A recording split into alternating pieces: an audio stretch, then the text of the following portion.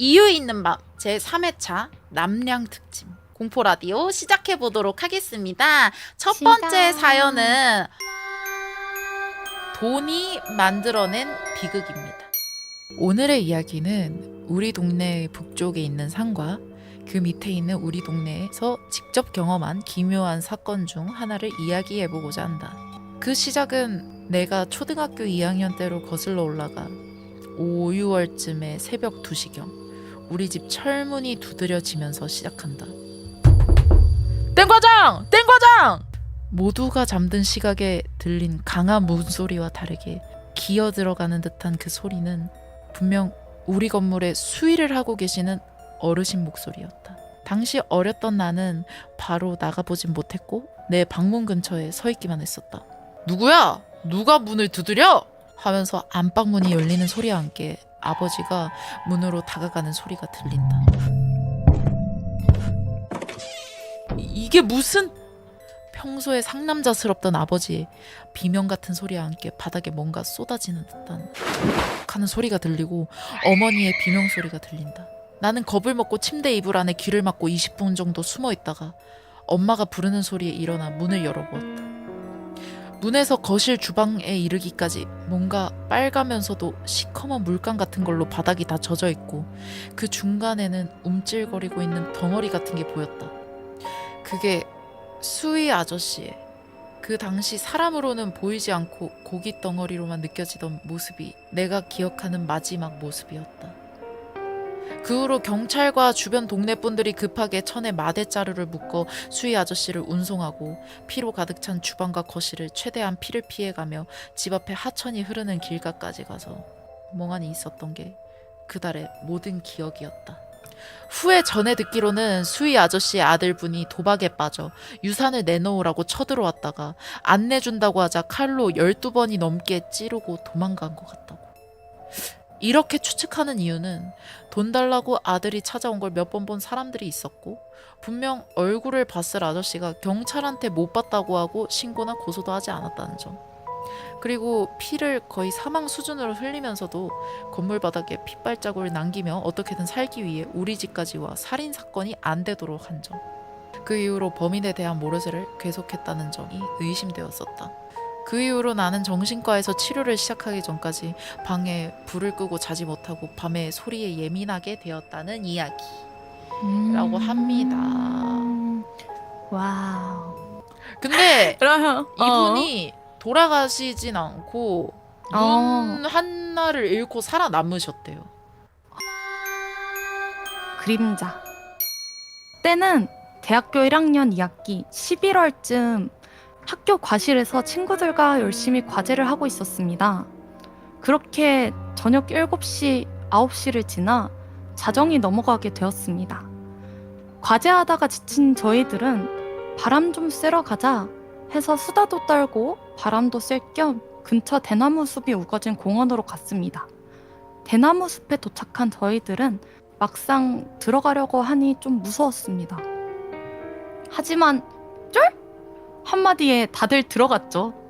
대나무 숲은 달빛과 숲 밖의 불빛이 저희들이 가는 길을 보여주고 있었죠. 엄청 어두웠습니다.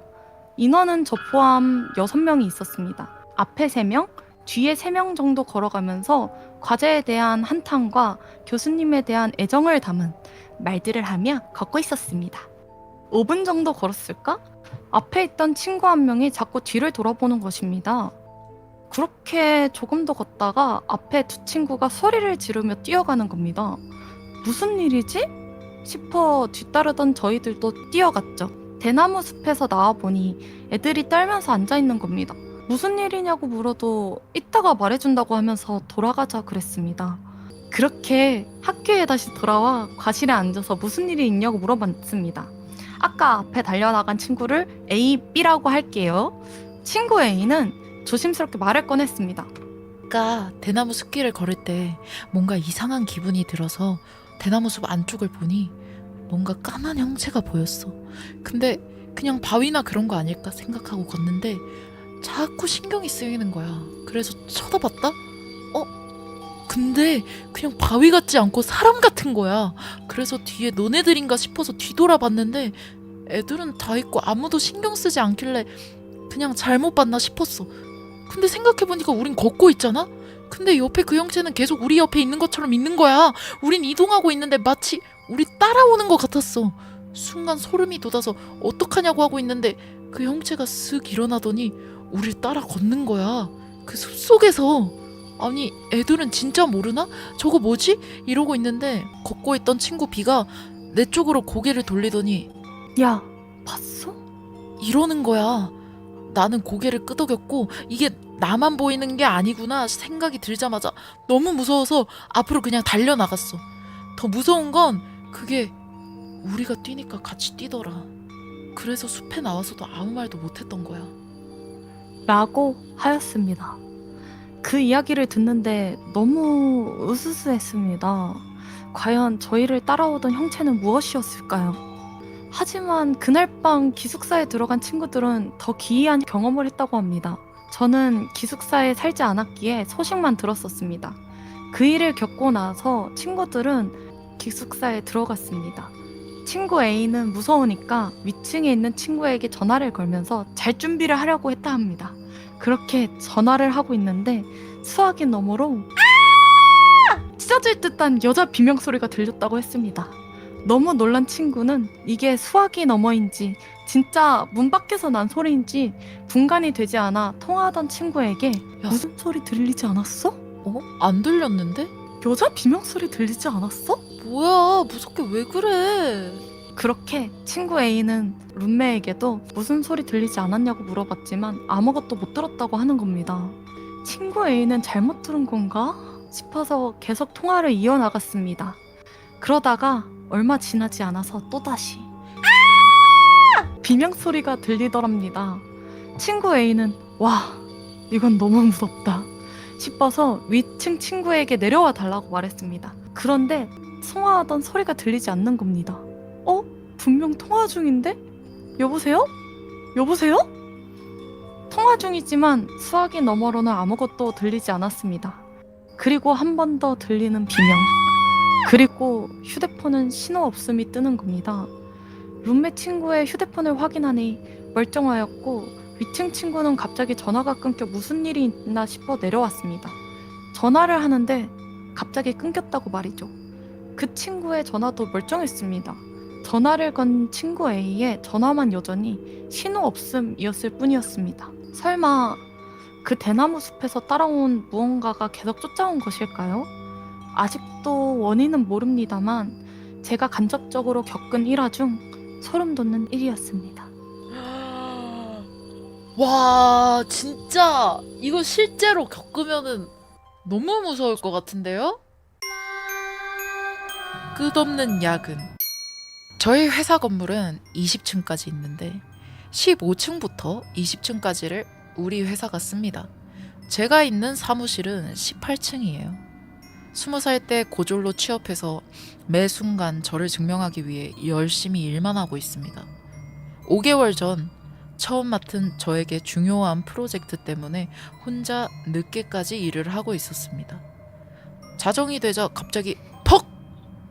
하고 사무실 불이 전부 꺼졌습니다. 정책상 자정이 되면 자동으로 꺼지도록 되어 있었거든요. 다시 켜려면 1층 통제실에 전화를 해야 했죠. 하지만 통제실은 아무리 전화를 해도 받질 않았습니다. 10번, 20번 계속 눌렀지만 소리만 이어졌습니다. 넓은 사무실에 덩그러니 켜진 건 제 컴퓨터 모니터 하나뿐. 그 빛에만 의지해 앉아 있으려니 점점 불안해졌습니다. 차라리 내려가서 내가 직접 켜야 하나?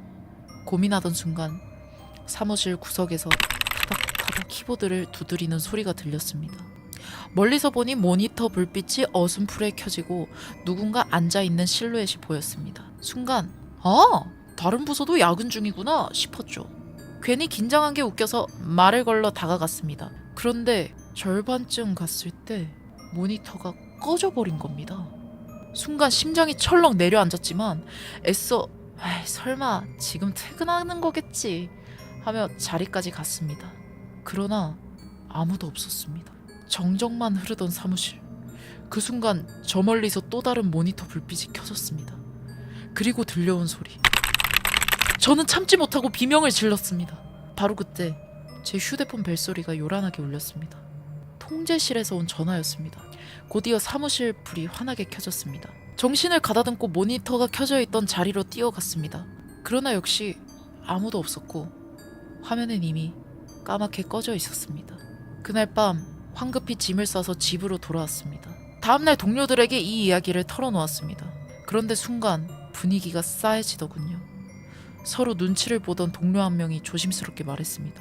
그 자리 예전에 땡땡 대리님이 쓰던 자리잖아. 그리고 옆에 있던 또 다른 동료가 낮은 목소리로 덧붙였습니다. 그분 야근하다가 과로로 거기서 쓰러지셨잖아. 순간 제 온몸에 소름이 돋았습니다. 그날 이후로 저는 절대 불 꺼진 사무실에 혼자 남지 않습니다. 그리고 지금 이 이야기를 듣고 계신 분들에게도 꼭 말씀드리고 싶습니다. 늦은 밤 사무실에 혼자 남게 된다면 자리에 누가 있는지 미리 확인하세요.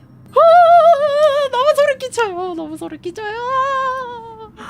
띠요요요요요요. 재밌었습니다. 여러분도 띠요요요요요. 오늘 재미나게 들려줬다니 띠요요요요요. 다행이네요. 띠요띠요띠요요요요요요. 감사합니다. 유야 감사합니다. 방송 잘해. 안녕.